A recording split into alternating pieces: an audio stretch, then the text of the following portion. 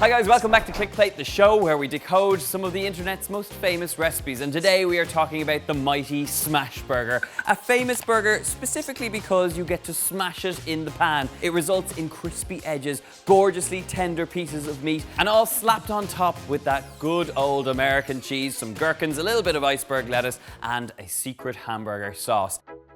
Smash burgers are everywhere these days, and I see them all the time on Instagram and at restaurants where people form a long queue to get their hands on one. The smash burger's humble origins came from the Midwest over 50 years ago, where a hamburger shop owner discovered that smashing a burger on the grill makes the best tasting burger. Flash forward to 2007 in Denver, Colorado, where two restaurateurs perfected that technique and brought the infamous smash burger to an international level. However, throughout the past 50 years, the technique has always been the same: smashing a ball of hamburger meat on a high heat grill while only flipping it once to create a caramelized, crisp and slightly charred beef patty that people can't get enough of.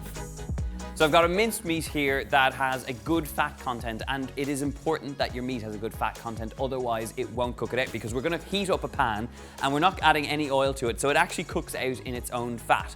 So the first job we need to do is get our hands into this meat, and you're going to basically just roughly push this together. You don't need to go overboard and form these into patties, you just want a big handful of meat. The whole idea is you want it craggy, you want it a bit rough and ready, you want it rustic looking, and if you start making these into like a patty and adding all sorts of other ingredients, you won't get that. So it's all about the meat here. And we're going to get these straight onto the pan, and at this point you're going to grab up the spatula and get smashing. That is literally it. You want to keep pressing down until you get a nice, even, flat surface. And I'm going to do exactly the same with the other one. So it kind of goes against any sort of form of burger you may have ever made before, but I quite like it. It's a bit homemade, it's a bit rustic, and there's a reason why people queue around the block to get these beautiful smash burgers. While it's cooking out on this side, the only thing we're going to add is a generous seasoning of sea salt over the top. Now, with these smash burgers, the idea is to get them a little bit charred, to get them a little bit smoky, and really that's where the flavor comes from. So that's exactly what's happening in the pan right now. So really now all that's left to do in terms of a job is to just keep your eye on this, and as soon as they're ready to kind of loosen out from the bottom, we're going to flip them. Now, while they're cooking out, I have a secret hamburger sauce to make up. So to this, we're going to add a touch of hot sauce in with some mayo. And this isn't fancy, this is bog standard ketchup and bog standard mayo. But we are going to add a little pinch of minced garlic just to give a little bit of fresh flavor. Give it a mix up, and this little hamburger sauce is going to bring things to life.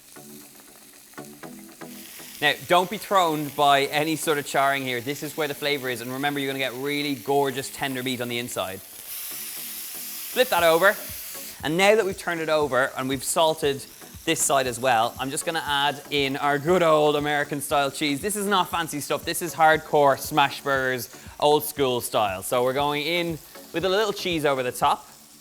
And my little tip to make sure that you get gloriously melting cheese over the top is to grab up a tiny touch of water.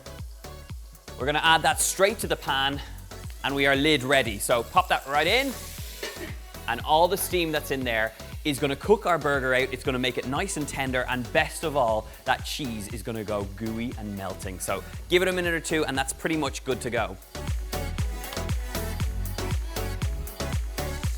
Yes, this is what we're dealing with. Look at that steam, look at that cheese, it's melted down. And you might have thought I'd flipped them over and burnt the arse out of them, but I promise you it is worth it, because you're gonna get these gorgeous little kind of caramelized bits. You've got melted cheese and you got all that gorgeous burger thing going on. So at this point, these are pretty much good to go. I'm just gonna let them cook out for one more moment now, but I'm gonna turn off the heat. And to our little burger buns, it's imperative that we get in there with our burger sauce. And that little touch of burger sauce is just going to make so much difference here. So, burger on top. Oh my goodness, I am so excited about eating these. They look fantastic. So, pop that straight on there. And in terms of toppings, you don't need much more than a little bit of gherkin. I know some people hate these, but you can leave them out. Quite like the little pickled element of them. And then a little touch of some iceberg lettuce over the top. I'm gonna go again with more of that hamburger sauce on this side as well, just so that you get a little bit of a moist maker going on. Stick that on top of this one. And I'm sorry, but I am converted to the ways of smash burgers. Give them a little squeeze down and look at all that gorgeous juice that comes out. That for me is like the proper old school burgers, and that's why smash burgers are just so popular right now. They are just a celebration of no fuss burger that delivers on cheesy, beefy glory. So less talking, more eating.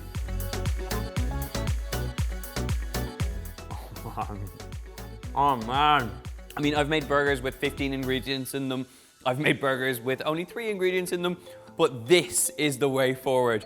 Those craggy little bits, those caramelized meaty bits, the smoky flavor you get from just pan frying them until they get really crispy on the outside, matched with a bit of cheese, matched with a bit of iceberg lettuce, and those gherkins. I mean, this is where it's at. You've got a little spice coming through from that special sauce. It is dripping all over the table, so I'm going to tuck into this and finish it off. But if you want this and all the recipes from the ClickPlate series, you can find them on my website. Make sure you hit subscribe to the newsletter while you're there, and while you're here, click subscribe to this channel. We are over 800,000 subscribers now. We're heading towards the million. Have you ever tried a smash burger? Will you try a smash burger? Leave it in the comment section below. Until then, my friends, I am off to eat this in a corner by myself. Goodbye.